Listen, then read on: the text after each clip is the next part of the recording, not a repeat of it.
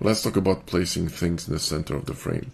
It's a natural thing when you're starting with art or anything like photography. People tend to place everything in the middle.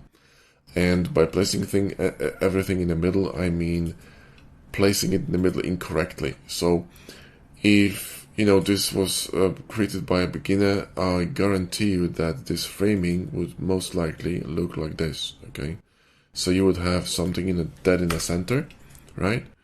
And look how the balance shifts now. Okay, I don't know if you can see that, but you have identical distance from the left hand side and from the right hand side, more or less. Actually, let's make it it's shorter here. Okay, now do you see that visually that this is more heavy on the left hand side? Can you see that? And I tell you why. This is actually the face of the model. In fact, you can literally see a face in here, right? But what I'm saying is it's the front of the model and it's pointing this way, it's facing this way, it's going this way, so you need to give it more space on this side. It's claustrophobic here.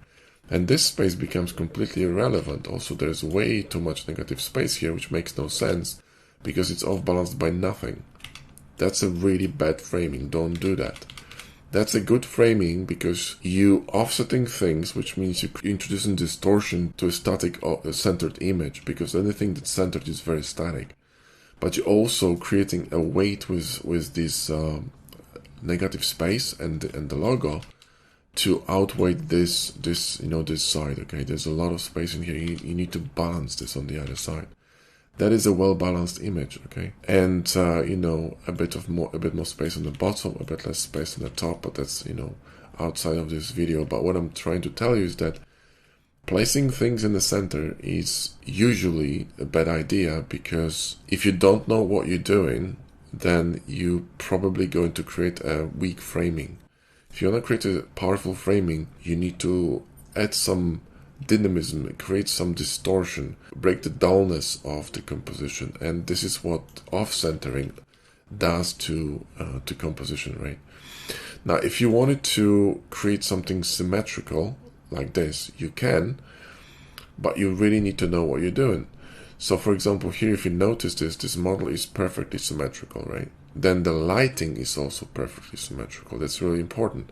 You need to keep the lighting symmetrical. Again, unless you know what you're doing. So you could break the rules here and create asymmetrical lighting, but you really would need to balance everything perfectly. Now, the asymmetrical is the background. If you can really look closely, this background is different here, and also, that's what's creating the commotion here. Different logos. But everything else is very static, right? It's very... it's like a still water. It's very peaceful because it's symmetrical. But if you look, for example, at this image, it's very dynamic because everything is in motion. Everything is moved. This one is cropped. Why is it cropped? Because the front is unimportant. You have a front here. I want to only see the back. There's a bit of a gap here, and it's balanced by this, by this element here and this negative space.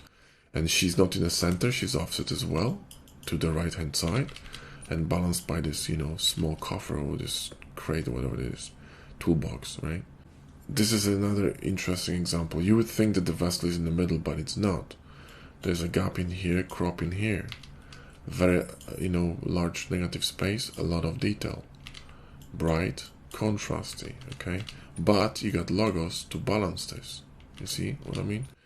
So this is how you break the rules. So you put something seemingly in the center, but you're offsetting it with the weight, right? The visual weight. Identical example, okay, than just the previous one. So space here in the front, facing this way, right? Cropping the wing. So even though you think it might be in the center, it's not. It's offset.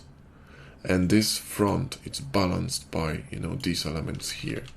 If I move this vessel closer here, it wouldn't work. There would be too much space in the front. So once you understand how off-centering works, then you can actually start breaking the rules like this. This one is a classic example of offset, 70-30 balance in the frame. And, all the main elements, are being offset to the sides, okay? Here, that's an interesting image too, okay? So what I've done here is that I offset this portrait to the left, because if you draw a line in the middle, she's not in the middle, she's slightly offset, okay? But the reason why she's offset is because of the way she's dressed. So if you look at this negative space here, this is larger than this one. But the reason for that, okay, is because this scarf is curving here this way, okay? Is curving to, towards her left shoulder, which means I need to give more space on the right hand side. So the scarf curves here and go back to the eyes, and you get stuck in this, massive triangle here of these elements. They're very powerful. You got several triangles in this composition. There's one, there's two, right? And the whole face is a triangle as well, okay? So this is a very powerful framing, and yet then the scarf is very soft and round, so she kind of like, the scarf kind of envelops her and goes back here, and you get stuck in this area, right? But that's why I offset it to the left. It wouldn't work, it wouldn't work if it was actually, this, in my opinion, okay, is far less powerful than this. And also kind of suggests that she's slightly looking towards this side. Her shoulders are turned. You can't see that, but you can feel it. It's very subtle, okay, but when you think about it, you're probably going to be able to see that. Her shoulders are turned this way. If I crop it back, you will not be able to see that. See what I mean? Look at this. Now you can't see, right? So that one is another example of offsetting things. So she's in the center, right? But her body isn't, okay? It's diagonal, it's dynamic. The entire scene is very static and symmetrical, but she's dynamic. She's the only dynamic element in the scene. And the face is offset by the feet and the hand, okay? And then you got the offset with the element here and the logo. So, that's how I decided to design that. So you got this line here, which is a bit brighter, right? This line here, this and that, they balance each other. If this wasn't here, this line, it wouldn't work. This would be too empty. So study composition of really good artists and try to consciously think why they placed elements, okay, or main actors or supporting elements in specific areas. Why the thing is off-centered? Why is it not in the middle? Why is it in the middle, okay? What is balancing it? How the negative space looks like? What is it balanced by, okay? Doesn't make any sense. Can I change the cropping? This is why, for example, I would be very careful with framing things in a square. So 1:1 ratio, okay?